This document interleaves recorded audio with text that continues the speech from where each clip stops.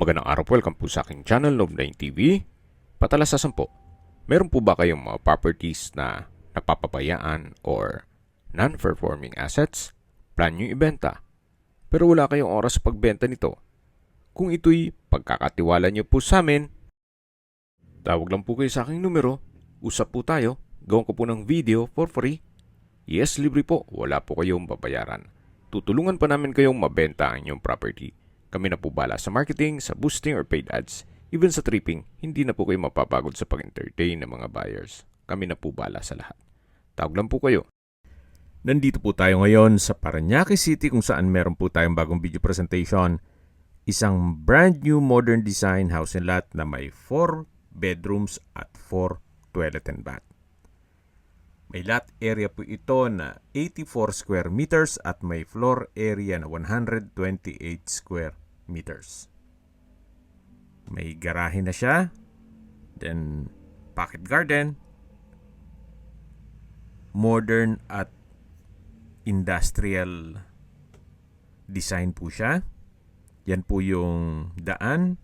At ilang steps lang po ay nasa highway na po kayo na kung saan kumpleto na po doon lahat ng business establishments. Ito po yung tinutukoy ko na garahe. Then yung pocket garden. Kakasya po ang isang SUV. May concrete fence na po at steel gate. At ito naman po yung main door na meron pong smart lock. Samahan niyo po ako. Pasok po tayo. Ito po yung living area o salas. Yan po yung hagdan. Wooden handrail at staircase at glass railing. Meron pong center lamp, pin lamp, at premium tiles po ang ginamit dito sa flooring. Dito naman po yung dining area at sa dulo naman po yung formal kitchen. Ito po yung wall na tinutukoy ko na industrial design. At ito naman po yung formal kitchen na may kitchen countertop, stainless sink with faucet, range hood, at meron din pong modular kitchen cabinet. May wall-mounted kitchen cabinet. At dito naman po sa baba yung storage ng kitchen utensils. Ang kagandahan po sa disenyo nitong bahay ay meron pong natural ventilation hanggang sa second floor.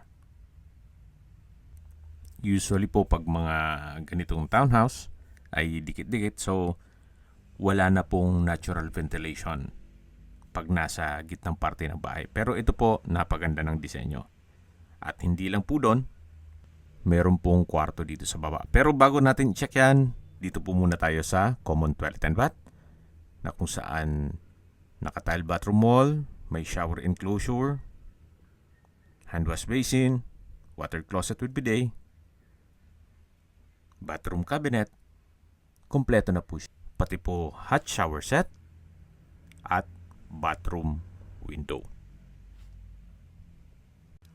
Yan po yung shower enclosure. Nabasa po tayo at silipin na po natin yung unang kwarto o first bedroom. Then meron din pong access door sa dulo na pwedeng gawing service area. Ito po yung tinutukoy ko na unang kwarto. Sa spasyo, sakto lang. Hindi naman siya ganun kaliit at hindi naman ganun kalaki. Meron ding natural ventilation. Sa dulo po ay may LED lights. At sa dulo naman po ay may nakaabang na butas para sa window type aircon. Ito po yung access door na papunta naman sa service area. Napakaganda po ng floor plan at setup nitong bahay. Imagine, meron kang 4 bedrooms na may natural ventilation, may service area, at sa disenyo, modern at industrial konsepto. Yan po ulit yung common toilet and bath. Dito naman yung formal kitchen. Then may access naman po na parang open lanay na rin yan na para sa natural ventilation. Ito po ulit yung dining area, then yung living area, At ito naman po yung hagdan na dinaanan natin kanina. Ito po yung naka-wooden staircase at handrail. Then, glass railing. Samahan niyo po ako. Akyat po tayo. Mapansin niyo po, hanggang dito sa second floor, itong wall ay industrial design. Then, premium tiles din ang ginamit dito sa flooring. Yan po yung hallway. At ito naman po yung second bedroom. Naka-wooden door. Ma-amaze po kayo dito sa disenyo niya. Gawa ng... Dito po sa 3 kwarto sa second floor ay puro meron pong sariling banyo. Yan po yung customized glass window. At dito naman po yung second bedroom na meron pong sariling toilet and bath at sliding po itong bathroom door. May wall-mounted bathroom cabinet, hand wash basin, water closet with bidet. Meron din pong shower enclosure, bathroom window, overhead shower at hot shower set. Then ito po yung naka-tiled bathroom wall at may LED lights din po sa ceiling. Malaki din po ang banyo. So ito po yung second bedroom. At lalabas na po tayo para check natin yung ibang kwarto. Balik po ulit tayo dito sa may hallway. At ito naman po yung third bedroom. Naka-wooden door. Stainless doorknob. Then naka-industrial finish ang wall. Tile flooring. May LED lights. Pin lamps. May outlet na rin. At dito naman po ay meron din po siyang sariling toilet and bath. Sliding din po itong bathroom door.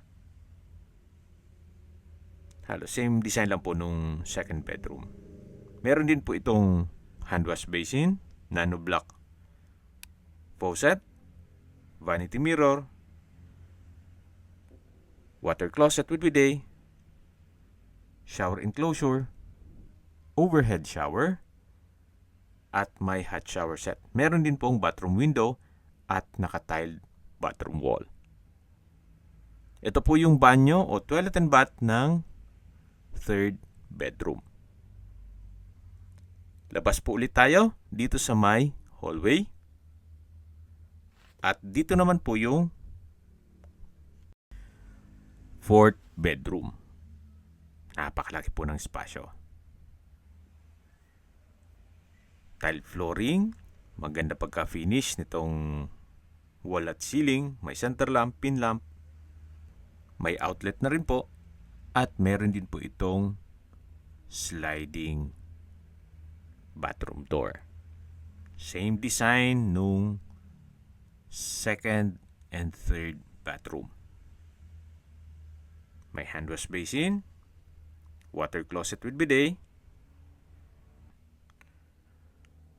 shower enclosure, hot shower set, overhead shower, bathroom window, at ito'y naka-tile bathroom wall. Ito po yung toilet and bath ng fourth bedroom. Napakaganda po ng disenyo. Imagine. Okay, sa distance, location at travel time portion na po tayo. Mula po sa Walter Mart Sukat, ang distance is 210 meters or ito'y walking distance. Wala pang 2 minuto. Pag may kailangan kayo, walking distance lang po ito mula Walter Mart. Mula naman po sa Universal College of Parañaque at Lianas Shopping Mall, ang distance is 950 meters at may travel time na 3 minutes. Mula naman po sa PATS, ang distance is 700 meters at ang travel time is 3 minutes. Kaya kung may mga kamag-anak o anak po kayo na nag-aral sa PATS, Pwede na po kayo mag-invest sa ganitong kagandang bahay. At after pong matapos ang pag-aaral, mataas na po ang value nito. Pwede nyo na pong i-resale. At mula naman po sa SM Hypermart Sukat, ang distance is 500 meters at ang travel time is 2 minutes. Mula naman po sa UniHealth Parañaque Hospital, ang distance is 1.6 kilometers at ang travel time is 6 minutes. At yan po yung lagi kong binabanggit sa inyo na dapat nyo i-consider sa paghanap ng property ay yung meron pong malapit na hospital. Hindi ko naman po sinasabing sakitin kayo. Yan naman po for emergency purpose lang naman. At mula naman po sa Manila o sa airport, ang distance is 11 kilometers at ang travel time is 25 minutes. Okay, sa presyo na po tayo. Binebenta po ito ni owner sa halagang 9.5 million pesos. Libre na po ang transfer of title. San pa po kayo? Napakamura, accessible, at maganda pa ang disenyo. Imagine, meron ka ng 4 bedrooms with 4 toilet and bath, may sariling garahe, may fence and gate, at accessible pa ng public transportation. Malapit po sa lahat. Kung may mga katanungan po kayo, o gusto magpaset ng tripping dito sa property na to, kailangan po ahead of time para ma-schedule natin ang tripping.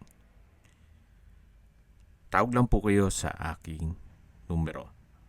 At sa mga kababayan naman natin nasa ibang bansa, meron po akong WhatsApp, Viber, at Signal. Same number lang po, 0917 316 3399. Sa mga nagtatanong naman po ng aming Facebook, meron po aming Facebook page na Nov9TV at Facebook Real Video. Meron din pong TikTok at Instagram. May ibang YouTube channel po kami, the Nov9TV channel, Nov9TV Listings, Nov9TV On The Spot, Nov9TV Updates, at Nov9TV House Rental. Sana po naibigyan nyo ang video presentation. Paki-like and subscribe na lang po sa aking channel para ma-update din po kayo sa aking future listings. Kung sakali po hanap nyo yung mas malaking sukat ng lupa, meron din po kami ibang listings na pwede nyong pagpilian. Huwag po kayong mag-atubiling tumawag sa amin. Then, let us know your budget para malaman namin kung anong property pwede naming ilog sa inyo. Sa lahat pong viewers, subscriber at nagtiwala po sa amin, salamat po sa suporta. Ingat po kayo lagi at yung pamilya. Maraming salamat po.